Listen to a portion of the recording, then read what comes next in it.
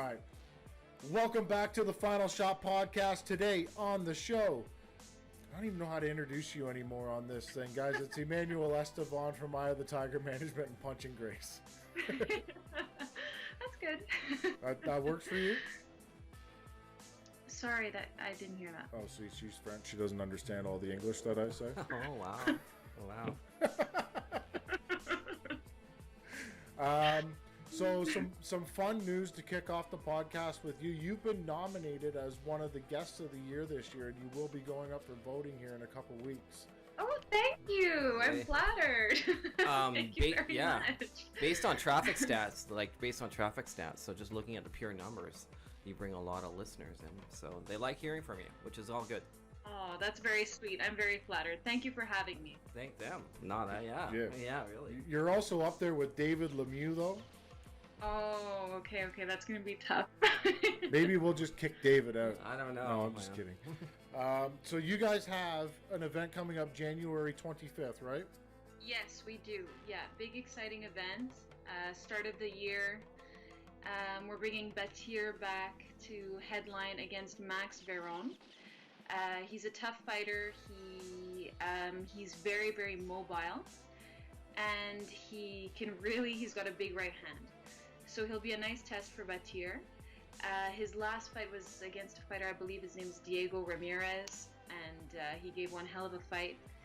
And so we're stepping up the notches for Batir slowly, and he's really looking at an exciting 2020. Now, is that a title fight? We're working towards a title fight for Batir, so hopefully yes. Okay. And that's your main event? Yes, it is. Co-main event? Steve Claggett against Ricardo Lara. The Dragon's back. Yes. He's going to have a very, very tough fight, actually. He's going to be facing Ricardo Lara, who last faced Tony Lewis in a very, very difficult fight. He put on one hell of a show, and he's a fighter who likes to go punch for punch, which can be very dangerous with a guy like Steve. But it should make for a really, really interesting fight to have two pressure fighters really going at it. See, I think we're going to see a different Steve Claggett this fight, where you're not going to get the hammerhead that I like to watch, because he just goes forward and tries to kill you. But I think we're going to see a little bit more of an educated Steve in this fight, and I don't think this one goes the distance. I don't think so either. I totally agree. I'm looking forward to seeing what Steve brings to the table. I know he's been working really, really hard. And against an opponent like Lara, I think that's a great game plan. Because with someone who can take the punches, I mean, it makes for exciting boxing, but not necessarily the safest. Yeah. Now, I'm going to stick on Steve a little bit, because you guys signed Steve, and it was an interesting move, because he's the only Westerner that you guys have on your roster. Mm-hmm. Mm-hmm. Why Steve? Why not Steve? I mean, look at what he brings to the table. He's really a very complete fighter. And we want to be able to just bring him to the summit of what he's able to do. We want to support him fully. We really believe in him as a fighter and as a person. I mean, he's very genuine. He's always fought interesting and very, very exciting fights when he's come to Montreal against our guys, so we know him well. And, we support him 100%. We're looking to bring him to the top. Now, still sticking on Steve, is there ever an idea of bringing Eye of the Tiger to Calgary? Of course. We want to go all around Canada for sure. Perfect. Yeah. What's the next fight on the card then? Next fight I've got my notes here. We have a very interesting fight in Clovis Drolet versus Imponda Kalonga from Ontario. Those are some names. Say that again. This guy is known for breaking up-and-comers. Oh, I thought these were females for some reason. I don't know why.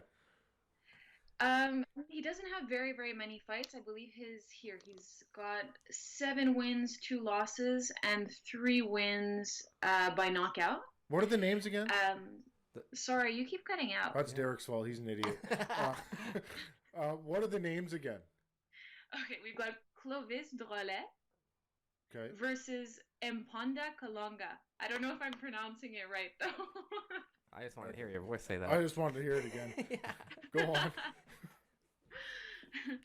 Yeah, so Kalunga is someone who's very, very mobile. We've seen Clovis who likes to kind of plant and throw the big heavy punches, put in some combinations. So he's someone who's going to be forced to be more mobile, use his a bit more dynamic style of boxing. And I mean, we know him for having a tremendous strength. He's an extremely strong fighter who hits very, very hard. But he'll have to be careful in this fight because this guy's been known to break records very easily. Well, you guys can watch all these fights too on punchandgrace.com, right? Exactly. And if you signed up for the December 7th fight, this fight would be included in your membership. So you have no reason not to miss it. Exactly. And you're billed quarterly for this, so it's only $11 a month. Yeah, it's peanuts compared to what you get in return. Cheaper than DAZN, just saying. I agree. That's true. What's the next fight on the card? Sorry, I missed that. What's the next fight? Next, we have Artur Ziadinov coming back after his big fight in September against Darnell Boone. Mm-hmm. He's going to be fighting Cesar Reynoso, who we've seen twice, actually. He fought a very interesting fight against Nurzat Sabirov, and Artur is really making his way up in the ranks. He puts in the work. He's young. He's charismatic. We have big plans for him. And it was a really big learning fight against Darnell Boone, who we know knocked out Adonis Stevenson. Mm-hmm. So big stepping stone there. And he stepped up to the plate. He brought the goods and learned a lot. So what weight will Artur be weighing in for this fight? Because he was up at cruiserweight, and I know he's been making his way down to 175. Exactly, yeah. I believe he's going to be fighting at 175 for this fight and sticking to around that. Oh, shit. He's very tall for 175. He's very tall, so he has that advantage with the reach. He's got all the facets to be a real monster in the ring, especially in that weight category. So I know Artur fairly well. I've seen him fight a bunch. I've seen him fight live. I commentated one of his fights. Yes, I really like that kid, and his English is getting better. Yes, he's working really hard on it. Like I said, he's super charismatic. He's a really likable guy as much as a fighter. So, I mean, the future's bright for him. Any more fights? Yes, we've got a couple. We have Vincent Thibault also coming back. We have Raphael Courchaine, who's also going to be on this card. We also have the pro debut of Thomas Chabot. He's a guy from Thetford Mines who has about 100 amateur fights to his record now, who's going to be making the jump to the professionals. And we have our newest tiger, Jordan Valmier, who's going to be making his debut as a tiger on January 25th. And he will be fighting his first fight since his loss to Stephen Butler. Oh, wow. Last October. Okay. Now, that's the whole fight card? Yes, I might be missing someone, but I hope I'm not. Well, let's hope not. But guys, if you want to watch it, it's January 25th. You can watch it on punchandgrace.com. Sign up, subscribe. It's $11 a month. It's $33 every 3 months. They take it right out of your bank account. You don't even know what the hell's going on. And you can watch some of the best boxing on the planet. So punchandgrace.com.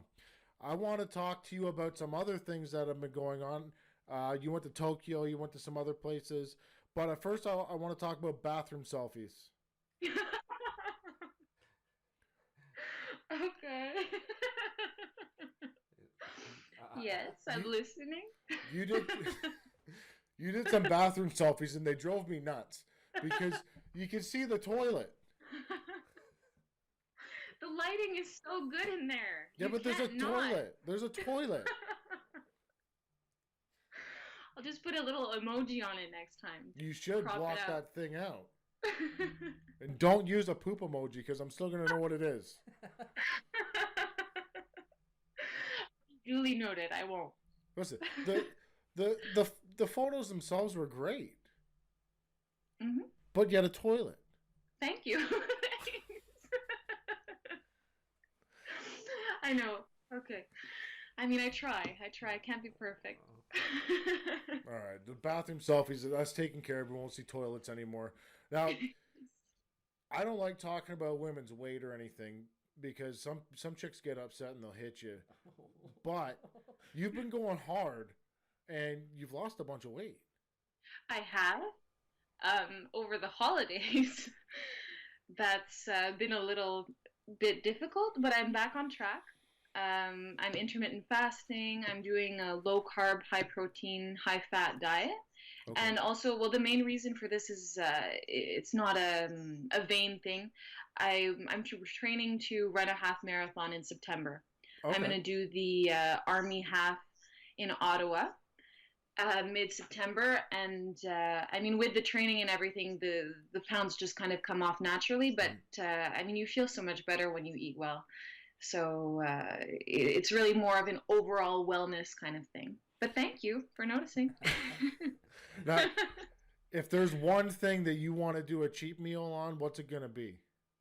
A cheat meal. Oh my goodness. Oh boy, what to choose? um, I'm a big sweets fan, so I would say a cheesecake for sure. Okay. See, I used to live in Quebec, in Shawville, Quebec, and if I'm gonna cheat, I'm going to get a damn poutine. Yeah, I don't know. I don't know. If I had to choose between salty or sweet, I mean, I definitely get your point, but sweet is the way to go for me. All right. Fine. Don't agree with me. Um, Now, I did. There was a post a little while ago that I did see, and you asked the people if you should get back into acting. Oh yeah. I mean, that's always something that I'm going to want to go back to. I'm constantly reading plays, even now, going back. And I mean, I love to watch old movies. It's not something that I would ever do seriously. I wouldn't want to make a career out of it. But I love my time in theater school. So this is a stage thing. Like, Not necessarily a stage. It's more interpreting plays. There's okay, a depth in plays, a very personal um, kind of revealing of self from plays that was very attractive to me. okay. So what plays have you done then? What plays have I done? I've done a lot of older Arthur Miller, Tennessee Williams. I think that my favorite that I've acted in was The Glass Menagerie by Tennessee Williams. And I played Laura, who's a very, very shy girl who's meeting this man. And there's an instant attraction to this man, but she's crippled by her shyness. And there's a big reference to this glass menagerie of animals that she has as being a reflection of herself. So that would probably be my favorite. Sounds deep. Sorry, that's me. Oh, That, now I've gone to some I've gone to some things before. I've been to see Phantom of the Opera, Joseph in the Amazing Technicolor Dreamcoat, stuff like that, but never anything like that. I don't think. Yeah, I had a teacher, um, Terry Donald, who was a big actor in New York, and he's a bit of an older man, so he brought us all of the classics, and I really developed a love for those plays. See, I've been thinking about maybe getting into acting, and I feel like I'd be fit for a comedy role, maybe, but not with my face. I think you do great. I think you should go for it. I'd like to try it. I think it'd be good. definitely. Maybe they can put me in the next Expendables. What is it? The Expendables 17? Maybe I not. could see you in that. Maybe. I'll just keep my shirt on. Okay, back to boxing. You went over to Tokyo to the Stephen Butler fight. I did. I did. I went to support Stephen with my dad and with Antonin. We were there for only 3 days. It was a very, very quick trip. And unfortunately, the outcome was not what we had hoped for. However, we're still very, very proud of Stephen. He's very young, so I mean, it's only the beginning for him.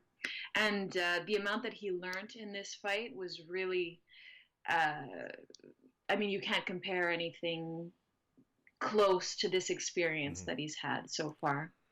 It was difficult to watch. It really was. It really was. I mean, there was a lot of factors that were going on during that fight.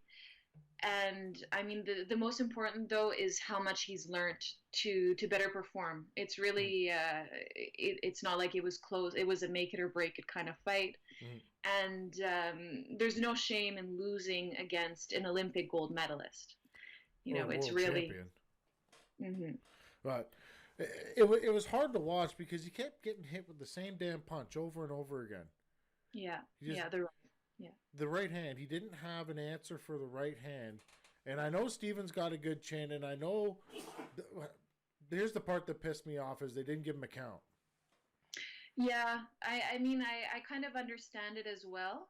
From where I was seated and where the referee was, you could tell that, you know, he was rock solid. So I think that the referee made a good decision.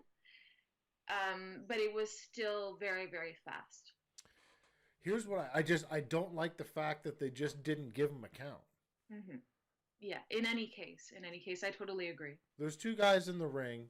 They're fighting. The Mm. referee's in there to do a job, and I understand that, but his job was to give him an 8 count. Yeah, yeah, And I think that all like you see Tyson Fury get knocked dead from Deontay Wilder, and they yeah. give him a count, right? So Stephen Butler, it wasn't even close to the same kind of knockdown, but the young fella didn't even get a chance to get back up. Yeah, very true. Very true. And we've seen what Steven can do when he does get hurt. Yeah.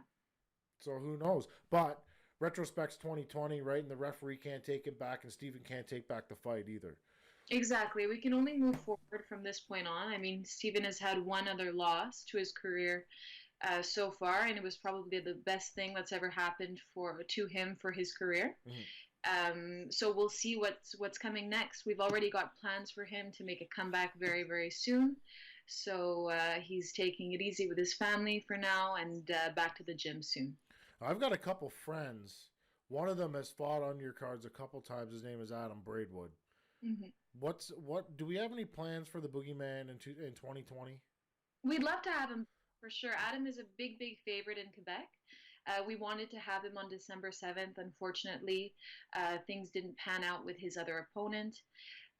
He was going through some personal things, and we tried to find a last minute replacement, but it was very challenging. We did everything that we could, but it didn't work out. But definitely, we'd love to have Adam back in the near future. And the other fella I've actually sent you a message about. His name's Dario Berdician. Hmm. He wants to get on Eye of the Tiger card something fierce. Bring him in as an opponent. Get do something. We love the local fights, so maybe one day. It'd be awesome because he's a good little boxer. Yeah, he really is. But I don't think they're at the same weight class anymore. Having Stephen Butler, I think, would be fun. Yeah, what weight class was he fighting at? 154, Dario? Yeah, I think so. 154. Okay, yeah. I mean, at a catch weight, or if you'd like to move up a little bit, who knows? Yeah, I know they got a All's little. possible. They got a little bit of a beef too. They don't like each other very much, so could be fun. Yeah, I mean, it would be very interesting. So, what are the plans then for Eye of the Tiger and Punching Grace for this year, 2020? It's a big year, new decade. Everybody makes a big deal about that shit. But either which way, we are in a new year, and you guys probably have some plans. We do. We've got some big plans, lots of shows coming up in the new year. We're very excited about all the prospects that we have. We really have some amazing boxers, young and mature, who are ready to make some big, big steps, notably Eric Bazinian, Mm. who had an amazing win in December in California. This is going to be a big, big year for him. We've also got some young prospects in Lexin Mathieu, Artem Oganessian, Cedric Naknedov, who was actually nominated by the Ring magazine as one of the top 5 prospects of the year. Yeah, him with Virgil Ortiz. Wow. So, yeah, we've got a big, big bank of exciting boxers. Kim Clavel, who's very, very close to a title fight, world title fight. David Lemieux back in action very soon. Simon Keane, your favorite. Arslanbek Makhmudov, since we're going with the heavyweights. I mean, I'm forgetting some, but we've really got a big year planned, and we're ready to make our mark. We're ready to work. So there was a fella not too long ago that went online and called out Arslanbek Makhmudov, Simon Keane, and Adam Braidwood. I can't remember his name, but it was the worst video I've ever seen in my life. If you're going to call somebody out, do something ingenious. But to his credit, he called out three monsters. Yeah, I mean, you've got to give him credit. He's gutsy for sure. What was his name? That fight could definitely be a possibility in the near future. We love our heavyweights, and it's always exciting with them. So yeah, definitely, he's definitely an option. What was that guy's name? Yeah, I need to think about it, and it'll come back to me. No, it's not coming back to me, but I'll get back to you with it. You see, man, if you had done something ingenious and talk some shit, I would have remembered your name. Guaranteed. I can't remember it now. I think it was Donald. Yeah, it's Donald something. Donald something. Yeah. If he didn't have a video and he said his name was Donald, I wouldn't have guessed he looks the way he does. And that's not a racial thing. Just, he's a big dude. When you say Donald, I think like Donald Trump. Yeah, I agree. Or Donald Duck. I heard that a Simon Keane fight was offered to him and he turned it down because he already had an opponent. Exactly. That was the original plan. So it's definitely not a no. It's a not right now fight. Okay. What's going on with Simon right now then? Is he getting ready for something? I see he was working out. Yes, Simon is getting ready for something. It's actually being announced tomorrow. Big news. And yeah, I mean, we've got a big year for Simon as well. We're going to be putting in the work. We're really nonstop right away. But I think that boxing fans are going to be happy with 2020 from Eye of the Tiger. So this won't get released until Friday. I know, but then if it plays, it'll show that I what's it called? So you spilled the beans? I spilled the beans. Yeah. Camille will be coming over here with a friggin' machine gun or something. It's always fun to hear what's going on with Simon because as much as him and I don't like each other, I do like seeing him getting in there and doing work, especially with that hairdo, that friggin' mullet. Yeah. Yeah. I mean, he's very confident. He loves his hair. I'm hoping we're gonna get a Dylan Carmen rematch. That's what I'm hoping for. It's gonna happen. Okay. It's gonna happen. Yeah. I hope soon. Mm-hmm. That's what's gonna get announced tomorrow anyway. I have no idea. I'm just guessing. Hopefully Simon's got a good fight. Who else we have to talk about? Oh, my Eye of the Tiger hit list this year. Eye of the Tiger hit list. Lex and Mathieu, I mentioned him briefly in our just before talking about the prospects, but he's really he's a star already. He's really a star. He won his first title in December, and he turned pro last January.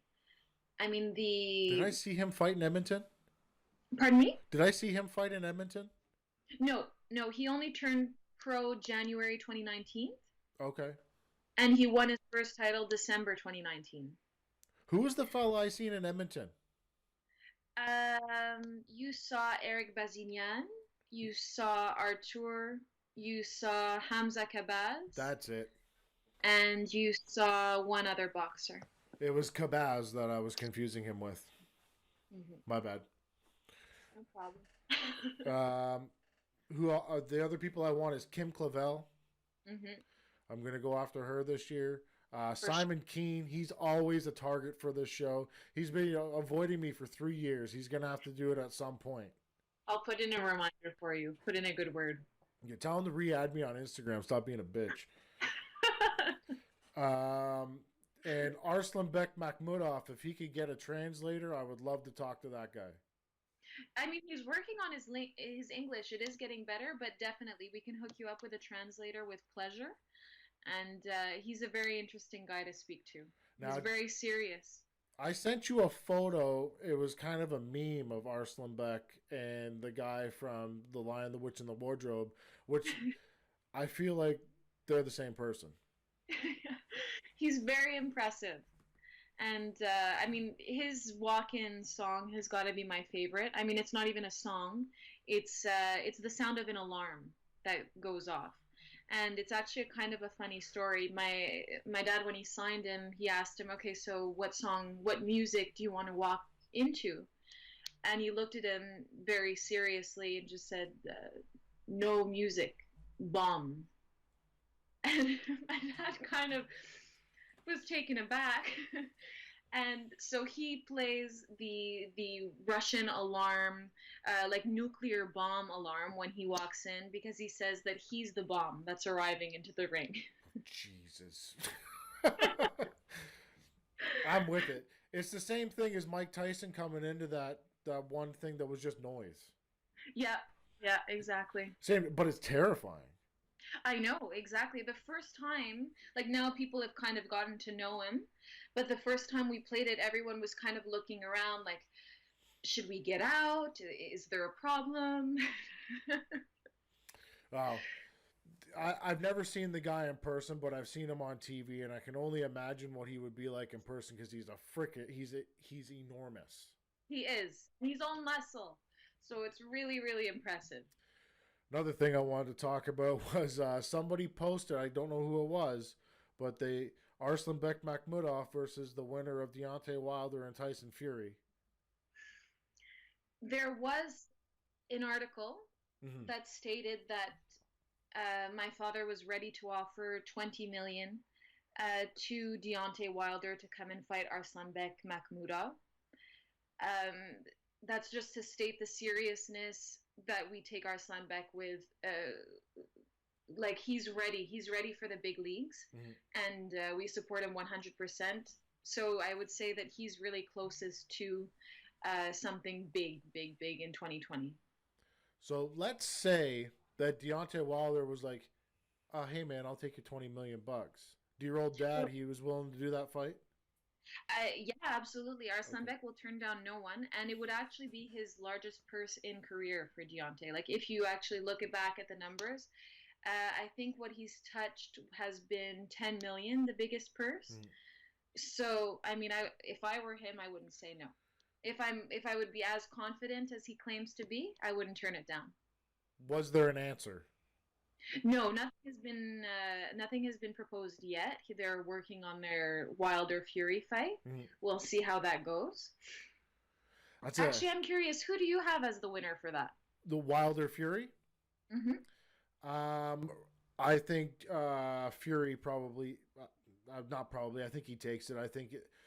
The boxing pedigree between the two of them isn't even close. No, that's for sure. Um, as much as Deontay Wilder thinks that he moves well, Tyson Fury moves 10 times better. Um, what what Wilder has is punching power. Very, very dangerous right. Very dangerous. I think he's dangerous in both hands. I think he's got knockout one punch knockout power in both hands, but I think Hmm. that right hand has the ability to kill somebody. Oh, I agree. I agree. But there's something about Tyson Fury that, I mean, his boxing skill is there, but there's something awkward about it. Or It's is it just me? no, like you look at him when he's got his shorts on. Those shorts would Yeah, fit like a regular dude. His his legs are like extension ladders. they really are. So it makes everything look like lanky and out of place. Whereas as much as he's like almost 7 feet tall, his torso is very compact Hmm. for his size, which Yeah. and he's got very long limbs. Hmm. Which I think his range is a little bit more deceiving to guys when they fight him too, Yes, for sure. because he's very long, but when he fights, he's very very long. Yeah, big time. And He really uses his space and his distance well. he got rid of that guy that was never a boxing coach to begin with, Davidson, and Hmm. he's actually bringing in some real boxing coaches for this one, and I think you're going to get a different guy. I'm happy for him. Honestly, I wish him the win. I hope he wins. He better win. Like shit, he's got the best story of all time, He really does. and he's a fantastic human being that donated his whole fight purse to homeless people. Hmm. So I hope he wins. Now, on the other hand, I don't really want to see Deontay Wilder lose either because he's got a great story too, where he fights for his kid. Yeah, no, that's true. When you look past the arrogance, I guess, that he puts off, um, yeah, I mean, they both have great stories, and that's the beauty of boxing. You have very sad or rough starts for many of these people who put it all on the line for family or for love or who knows, whatever it is. Yeah. There's one guy that I always want to see lose, and that's Anthony Joshua. I don't like that guy. What did you think of the rematch? Oh, listen, Andy Ruiz, for lack of a better word, he honey-dicked all of us by putting out these pictures of him from 15 years ago where he looked fantastic. Mm. And he literally put on weight. It was very disappointing. It was just everything. I mean, he made it to the top and then said, okay, I made it. And that's all I wanted to do, basically. We'll see what the next part of his career is, but it was super disappointing. No, he's the Mexican Buster Douglas. I'm sorry. It's true. He's not going to come back and do anything. What's he going to do? He's going to fight Journeyman for the rest of his career? He made his $10 million. But if he had been smart and he had came in and he beat Anthony Joshua, his next fight would be $95 million. I know. Yeah. So what do you want? I don't know. Listen, if he's happy with 10, I'd be happy with $10 million. That's fine. But you say you're fighting for the pride of your country and for your family and all this other nonsense, and then you just come out and shit the bed? Mm-hmm. Sorry. And I'm a fan. I like the guy. Yeah. I really wanted him to win, but I don't know whether he's disrespected himself or whatever it is, or he just doesn't care. It is what it is, though. Yeah. I mean, it could be a bit of overconfidence, too. From the last fight, who knows, mix of things, but I mean, you can't stop working. That's you can't be enticed by what that one big purse brings you. And I could be wrong. He could come back and just destroy everybody. I have no idea. Who am I to say anything? It's just my opinion. But I hope he comes back. He's a very nice, well-spoken guy. Mm-hmm. And I hope he fights Anthony Joshua again. Because I don't like him. I don't know why. I don't like him. I think you either love him or hate him. You there's no in between. I think it's one of those things where like he's arrogant in a very passive way. Yeah, I see what you mean. You understand what I'm saying? Like when he did that, there's an Instagram clip of him asking Andy Ruiz how Anthony should beat him. And I was like, well, that's the dumbest question of all time. This guy's not retarded.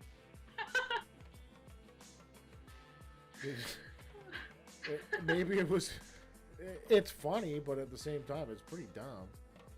Yeah, I get that. You're literally in the build-up to the fight and fight week, and how do I beat you, man?